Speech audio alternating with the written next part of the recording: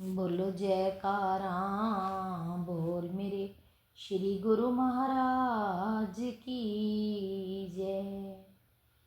अमर ज्योति दर्शन सहारनपुर। देहरादून से रुड़की को कृतार्थ करते हुए महाप्रभु जी ने आगे प्रस्थान किया। अब सहारनपुर की बारी थी, जहाँ बैठी हुई संगत श्री दर्शन पाने की तीव्र उत्कंठा लिए हुए प्रतीक्षारत थी। श्री प्रभु जी के शुभ आगमन का समाचार पाकर सहारनपुर में प्रत्येक आश्रम पर संगतों का सैलाब उमड़ पड़ा। दिल्ली व पंजाब से भी सहस्त्रों की संख्या में गुरुमुख जन श्री दर्शनों के लिए पहुंच गए। सब श्री प्रभु जी की एक झलक पाने को आंखें बिछाए बैठे थे। दूर से आती हुई श्री कार को देखते ही सब प्रेमी गुरुमुख जन आनंद मगन होकर जयकारे लगाने लगे और झूम झूम कर भजन गाते हुए अपनी हार्दिक खुशी को प्रकट करने लगे। प्रेमियों के प्रेम के उत्साह को देखते हुए आपने फरमाया, सहारनपुर अर्थात आप सब प्रेमी गुरुमुखों को पूर्ण सहारा मिला हुआ है। वह सहारा क्या है? संत महापुरुषों की सुसंगति में आत्मा को परमात्मा से मिलाने का साधन पाना। हम देख रहे हैं कि आप सब की आत्मा आनंद और खुशी में झूम रही है। वह किस लिए कि आपको आनंद और खुशी का भंडार मिल गया है।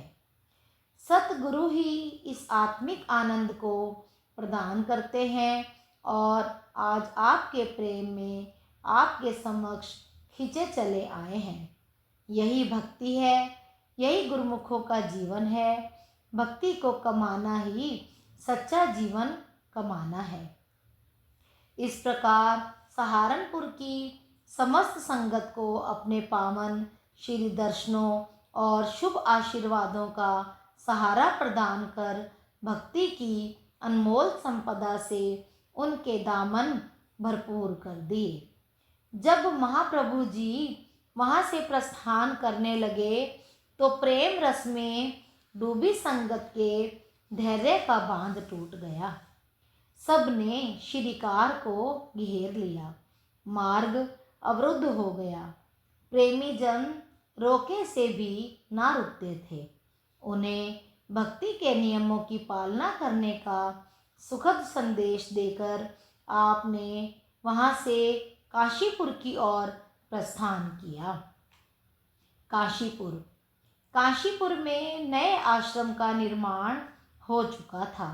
सभी प्रेमी जन दिल में यह आशा लेकर बैठे थे कि कब महाप्रभु आएं और अपने निज कर कमलों से उस नवनिर्मित आश्रम का उद्घाटन करें। गुरुमुख प्रेमियों के हृदय खुशी से संपदित हो उठे जब ब्रह्म मुहूर्त में हंस गति से चलती हुई श्री प्रभु जी की कार ने उस आश्रम में प्रवेश किया। उधर सूर्य देव अपनी लालिमा लिए हुए नभ में अपने उदय होने का संकेत दे रहा था।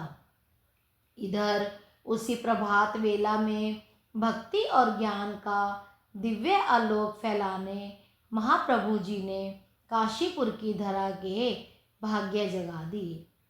आश्रम का हर कोना, प्रेमियों का हृदय आंगन महाप्रभु जी के दिव्य दर्श की आभा से जगमगा उठा। आज उनकी खुशी का वास्तव में कोई ठिकाना ना था।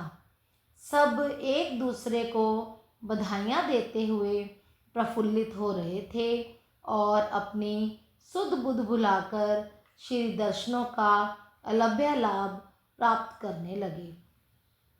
श्री सद्गुरुदाता दयाल जी की असीम कृपा, प्रेमियों की हार्दिक लगन और कठिन परिश्रम से जिस भव्य एवं विशाल आश्रम का निर्माण हुआ था, उसकी साज सज्जा देखते ही बनती थी। अब तो शुभ मुहूर्त की घड़ियां भी समीप आ गई। 5 मई प्रातः 11 बजे के लगभग महाप्रभु जी ने दिव्य सिंहासन पर श्री परमहंसों की पावन प्रतिमाओं को निज कर कमलों से विराजमान किया। उनके मस्तक पर केसर का तिलक लगाया, हार व पीतांबर पहनाए। सब प्रेमियों ने प्रेम भरे स्वर में धरती अंबर को जयकारों की ध्वनि से गुंजायमान कर दिया। श्री आरती पूजा का कार्यक्रम हुआ। ऐसा प्रतीत हो रहा था कि देवतागण भी इस शुभ समागम में सम्मिलित होकर नभ से पुष्प वृष्टि कर रहे हैं। हॉल, गैलरी, आंगन और यहाँ तक कि सड़कें भी संगतों से खचाखच भरी हुई थी। महाप्रभु जी ने भी उनके प्रेम के वशीभूत होकर जो सच्चे आनंद की वृष्टि की, उसका शब्दों में वर्णन नहीं किया जा सकता। श्री वचन हुए। आज इस विशाल आश्रम का जो निर्माण हुआ है, यह गुरुमुख प्रेमी जिज्ञासुओं के लिए भवसागर से पार उतरने का सेतु बन गया है। आम दुनिया माया के क्षणिक सुखों में भ्रमित होकर असहनीय दुख उठा रही है, लेकिन महापुरुषों की कृपा से यह भक्ति का एक ऐसा केंद्र बन गया है जहां आकर गुरुमुखों को सच्चे नाम की दीक्षा मिलेगी। दुनिया के दुखों से छुटकारा पाने का साधन मिलेगा। इस आश्रम का नाम दिव्य धाम होगा। जो गुरुमुख यहाँ आकर श्रद्धा व प्रेम से श्री आरती पूजा व भजन सुमिरन करेगा, वह निश्चय ही अगम भवसागर से पार हो जाएगा और अपना लोक एवं परलोक सवार कर सुख स्वरूप हो जाएगा। महाप्रभु जी के अनमोल श्री वचनों का अमृत पान कर समस्त संगत भक्ति की पावन गंगा में मंजन करने लगी और भक्तजन प्रेम विभोर होकर गुरु महिमा के भजन गाने लगे। अपने हार्दिक उद्गार प्रकट करते हुए धन्यवाद के कोटि पुष्प अर्पण करने लगे। श्री प्रभु जी ने उनके प्रेम को देखते हुए फरमाया कि हम आप पर बहुत प्रसन्न हैं। आपके मन में सच्ची लगन है और भक्ति के पुख्ता ख्याल हैं। यही सेवा भक्ति की लगन यदि भरपूर होती रही तो हम आपसे और आप हमसे कभी दूर नहीं होंगे। इन श्री वचनों को श्रवण कर प्रत्येक हृदय गदगद हो उठा। सब खुशी से जय जयकार बुलाने लगे। इस प्रकार काशीपुर के प्रेमियों को भक्ति के रंग में रंगकर अब आपने मुरादाबाद शहर की ओर प्रस्थान किया। मुरादाबाद के प्रेमियों ने भी जब से यह श्रवण किया था कि महाप्रभु जी काशीपुर में विराजमान हैं और शीघ्र ही उन्हें भी श्री दर्शनों से कृतार्थ करेंगे, तो उनके दिलों में भी प्रेम तरंगित होने लगी। जिस प्रकार तीव्र गति से उफान लेता हुआ बाढ़ का पानी अपने साथ सब कुछ बहाकर ले जाता है, उसमें सब तरह की मलिन वस्तुएं भी बह जाती हैं। इसी प्रकार प्रभु प्रेम में बहते आंसुओं की बाढ़ ने मन की समस्त मलिनता व कलुषता को धो डाला। निर्मल हृदय में प्रभु के अतिरिक्त अन्य किसी का स्थान न रहा। जैसे कहा भी है, दोहा, मन पंछी तब लग उड़े विषय वासना माही, प्रेम बाज की झपट में जब लगी आयो नाई। परम संत श्री कबीर साहब जी। मन में विषय वासनाओं का तब तक ही वास रहता है जब तक उसे सच्चे प्रेम की लगन नहीं लगती। जब इसकी अंतर आत्मा को प्रेम का रस आ जाता है, तब इसे माया के रस के आकृष्ट नहीं करते और ना ही जीव के मन में इनके प्रति कोई प्रलोभन रह जाता है। फिर तो हृदय में हर पल एक ही लगन होती है कि कब मालिक का दीदार हो और ये नयन तृप्त हों। मुरादाबाद। प्रेम के अद्भुत अवतार, भक्ति मुक्ति के दातार श्री परमहंस दाता दयाल जी ने प्रेमियों की विचित्र दशा को देखकर 6 तारीख को मुरादाबाद शहर में कृपा फरमाई।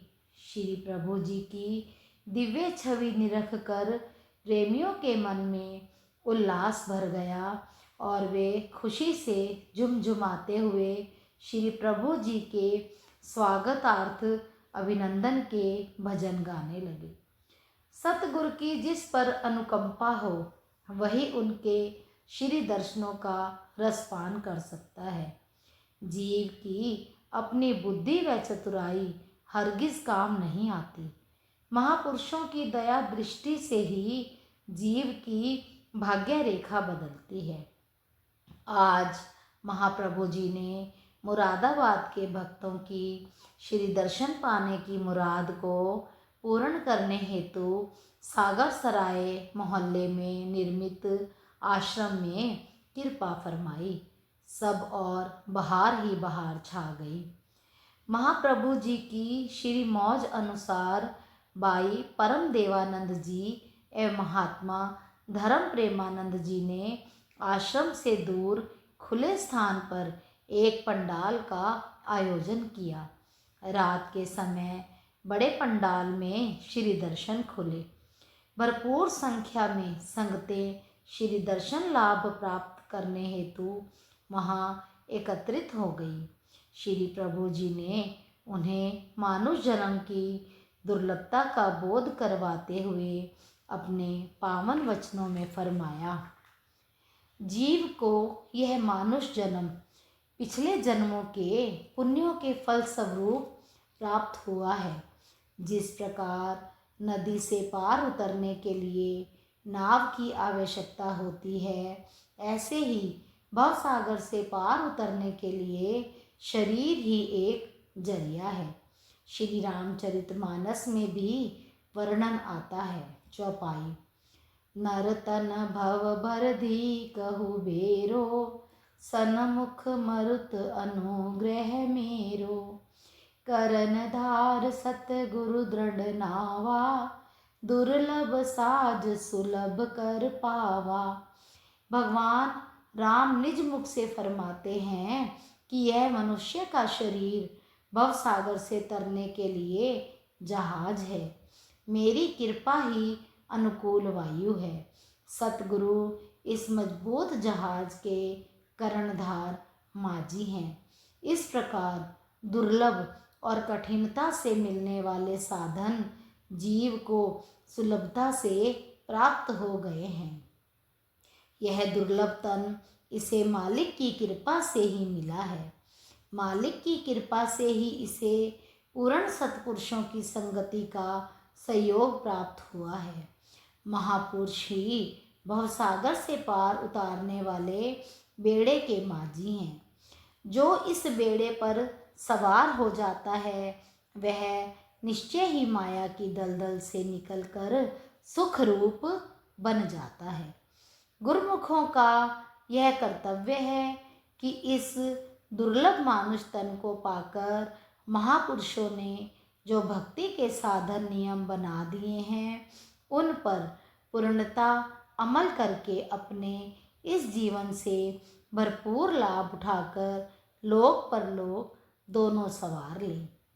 श्री वचनों के अनमोल मोती पाकर समस्त संगत धन्य धन्य हो उठी और श्री सद्गुरुदेव जी महाराज की जय जयकार करने लगी। महापुरुषों के चरणों में आकर जीव को 68 तीर्थों के स्नान का फल प्राप्त हो जाता है। आज मुरादाबाद के गुरुमुखों की सभी मुरादें पूर्ण हो गई थी। प्रेमी जन सतगुरु की रहमत व अपार प्रसन्नता पाकर फूले ना समा रहे थे। आज उन्हें जो निधि प्राप्त हुई उसके आगे तीनों लोकों की संपदा भी तुच्छ थी। प्रेमियों ने श्री चरणों में विनय की कि हमें उन्हें शीघ्र ही अपने श्री दर्शनों से कृतार्थ करना, ताकि हमारा जीवन भक्ति की चमक से रोशन होता रहे। श्री प्रभु जी ने मुस्कुराते हुए फरमाया, हम सदा आपके अंग संग हैं। यदि भक्ति के नियमों की निरंतर श्रद्धा भावना से पालना करोगे तो अपने हृदय में हमें ऐसे ही साक्षात पाओगे जैसे इस समय दर्शन लाभ प्राप्त कर रहे हो। सब प्रेमी जन नतमस्तक हो श्री प्रभु जी की जय जयकार करने लगे। बोलो जयकारा बोल मेरे श्री गुरु महाराज की जय।